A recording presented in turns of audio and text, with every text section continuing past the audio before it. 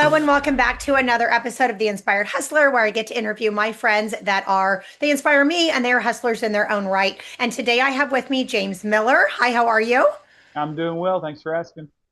I invited James to come on the show because what's the word for it? I was very interested in his story. So I came to know James because he was a nurse. And then he told me a story about how he's no longer a nurse. And I was kind of following his story and praying for things to go the right direction. And then he messaged me a couple weeks ago and said, "Hey, I just put out this book." And I go, "What the heck? You got to come on my podcast." So tell us your backstory, James, and how you got to be so cool.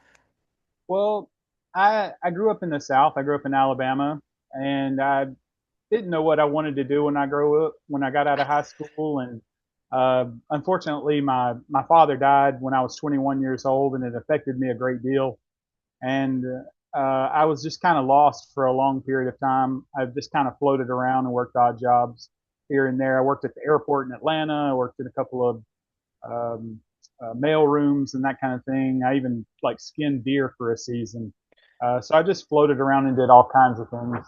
And then I found my calling, which was in nursing, um, very late in my 20s. I graduated when I was almost 30.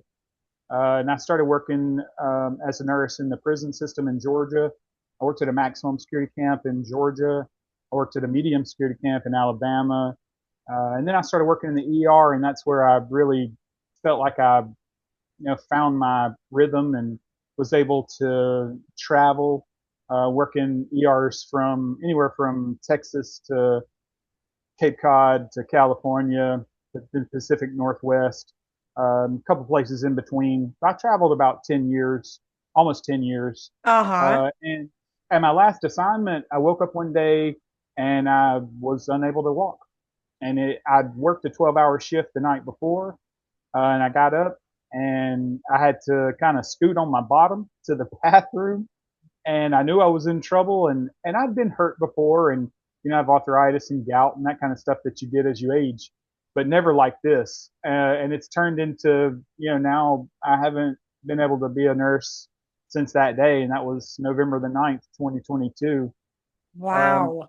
and I was depressed for a while, and I heard a story. My cousin told me a story about something that happened here in my hometown. My hometown is very small. It's about 4,500 people, but there's a main U.S. highway that cuts through the city Uh-huh. or town. And there was a boy that was hit and killed, unfortunately, on the highway, Mm. and his body landed in the median. Oh, And the couple that hit him, I don't want to talk too much about them because their court cases are pending, and uh-huh. I've recently met some of the family members of the people that were involved in the accident, and so I don't want to get too much involved in that. But there was an unfortunate set of events, and they both wound up being charged criminally for their uh, participation or their in the accident itself, and it just inspired me to write a story about. Uh-huh. And I didn't. Most of my book is totally fictionized in that way. Um, the that little piece of subplot is a very small portion of the book, actually. Um, but typically, or genuinely, the book's more about relationships. Uh, there's the main character is named AJ Depp. He's Uh-huh. a sheriff's deputy, and he goes and finds a dead body in a median. He's called to a dead body in a median, and it's a hit and run.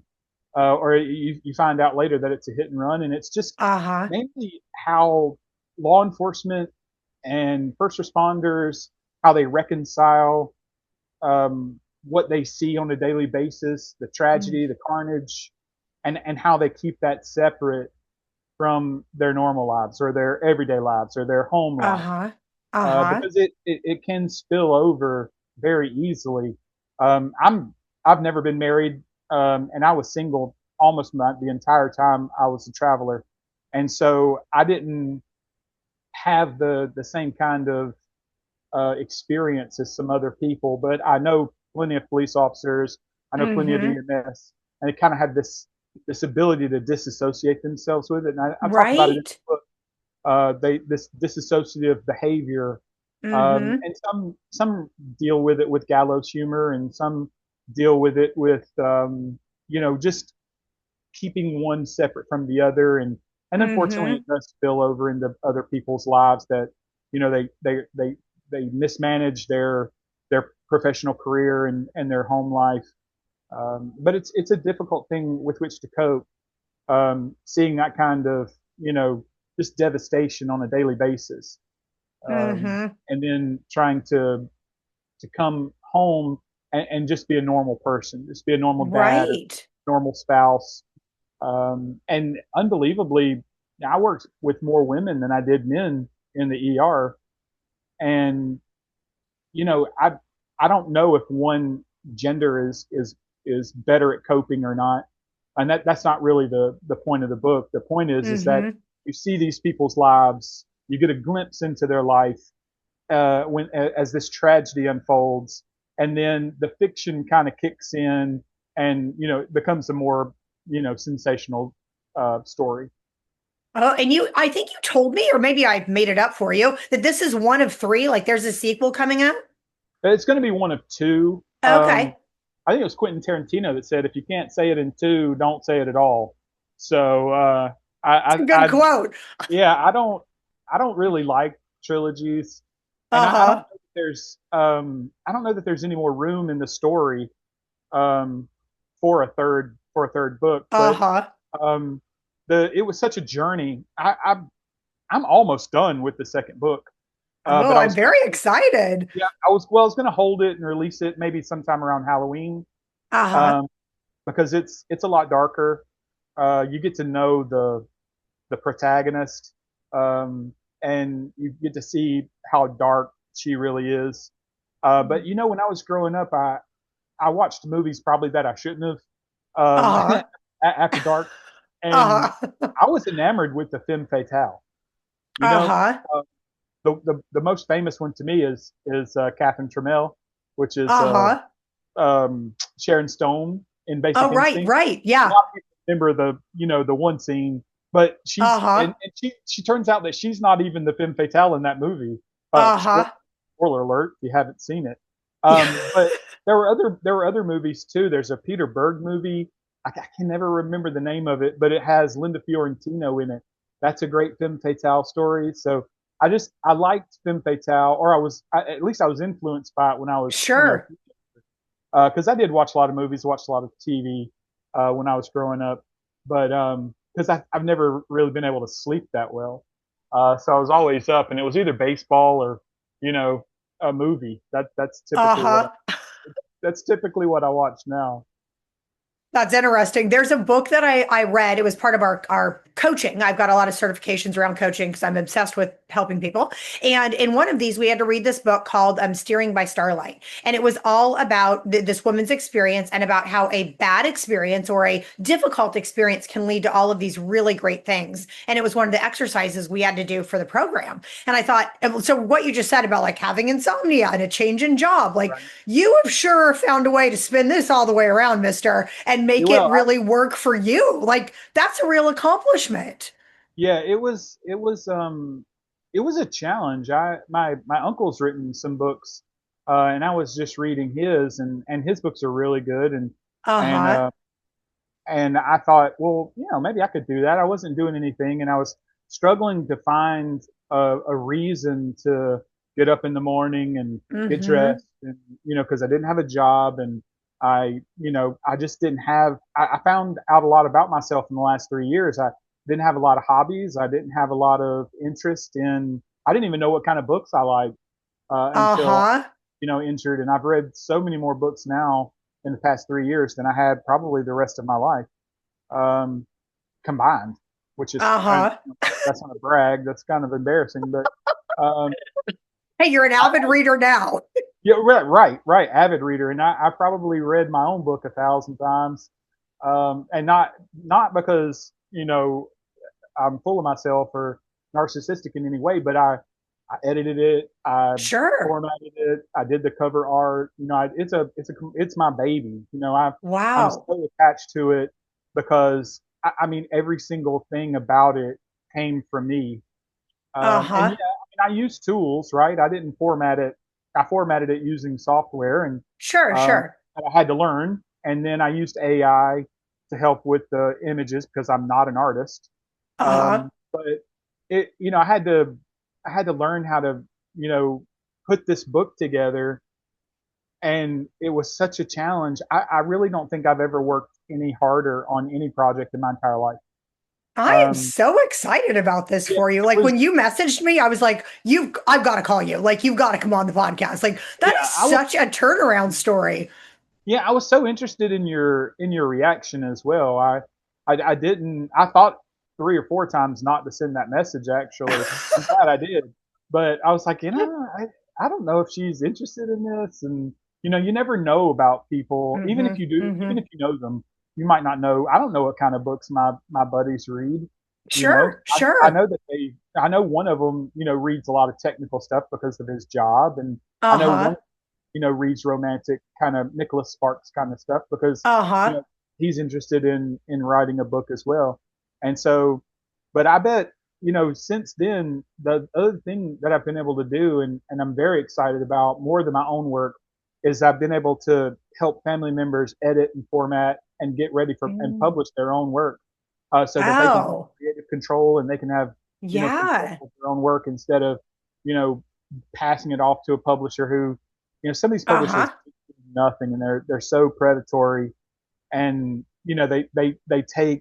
they take without doing anything. My Like Uh-huh. I said, I Mm-hmm. have two uncles that are self published, and Wow. they've done all of the legwork and they've done everything to sell their own books, and the publisher's getting 20%.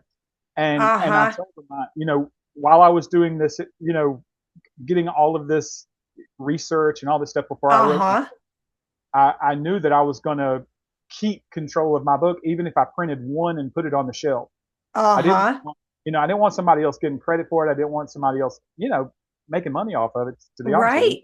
Right. Especially if they're not going to do any work for me, you know. Mm-hmm. Mm-hmm. And so I don't know if that's selfish or not. I think it's just for being protected. No, I think it's very noble altogether. And I definitely see a future, not just as an author and a self-publisher, but, there as a consultant as well. Because in the world that I live in between recruiting and real estate, that's very much like what I'm obsessed with doing is coaching and helping people within their careers. And I think when Right. you have a skill set, like I think that's your calling. I think you got to find your purpose. And this is Sure. clearly yours. Like if you know how to do this and you're able to help other people, I think there's a real value add on as well as being an author to be able to help other people, like what's the word for it? Like a calling, really. That if you've got the ability to help other people and you have the roadmap, then you jump in and help other people because people Yeah, I need the would love help and to. people are willing to pay for the help. Yeah, I hope people see this. Even if it's just one or two people that are thinking about self publishing a book, or using you can learn. I'm not technically savvy. I never got into technology. I mean, I still have analog, you know, washer dryer, Uh-huh. dishwasher, that kind of thing. I never did go for digital things until I was forced to. Sure. So I'm not technologically savvy. I'm not a techie. Uh-huh. But I've used AI to help me learn as a teacher. I think Mm-hmm. people get lost in the AI thing because they try to get it to solve philosophical or theoretical questions, and it's just not. I don't think it's best suited for that. But Yeah. if you tell it, hey, teach me how to use a particular software, it can Mm-hmm. walk you through it step by step, and that's exactly what I did to learn how to format and publish my own book. And like I said, I believe it's as professional. There's some things I would change about it. I have a copy of it here. I wanted to show you on camera, but like, there's Yeah, some the things I cover would looks change really about it. good. Well, thank Uh-huh. you so much. I worked so hard on it, but you could see the title's not, perfectly centered, and then my name kind of looks like it's over the dead body. So I didn't think this through, but Nothing I noticed at all, by the way. I saw it and I was like, you wrote a book? I need to call you right away. yeah, no, it was fun. and it took me 9 months. I mean, it took me 9 months to learn the software, to get the cover art exactly the way I wanted it, to get it to fit, Uh-huh. and and like I said, once I learned the software, I was like, man, I could help other people get through this process. For And so, sure. my uncles pay me, they buy author copies of my book, so that I can sell them, which That's is nice amazing. because, I don't have to buy the books, and, I get to sell a couple of copies and make some money that way. Yeah. They're Oh, that's really, amazing. they have great stories as well, and they don't encroach on my genre. We all write good Uh-huh. stories, which is Oh, I nice. So love that. Yeah, I competition there. definitely I want to include the Amazon link because I buy everything from Amazon. Like I'm very Yeah, confused by any other format. Like I see that it's a sure, different, I don't have control. I can't see when it's arriving. I can't track my package. Like and I'm not techie, so I understand Amazon. I just want to stick with Amazon. So I think we have to sure. link the Amazon link, and you said it's also available on Kindle. It is. The ebook is available. The a cover, or excuse me, a paperback Uh-huh. is available. I didn't format a hardback, um, just because I was so ready to be done with the Right. process. Yeah. It was a 9 month process to get it on the Amazon for purchase. And Uh-huh. not that I was tired of the book, but I was just ready to be done. Yeah. So you can the only it has a unique title. The title of my book is "The Men in the Median," like the median between two highways, Uh-huh. middle. But it's the only book with that title on Amazon.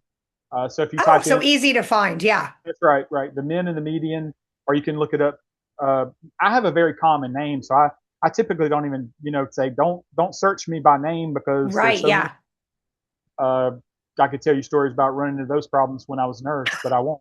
Uh, but I ran into a unique, that's one thing I would tell authors. Not that nobody should listen to me because, I'm not an author. I don't feel like I wrote a book.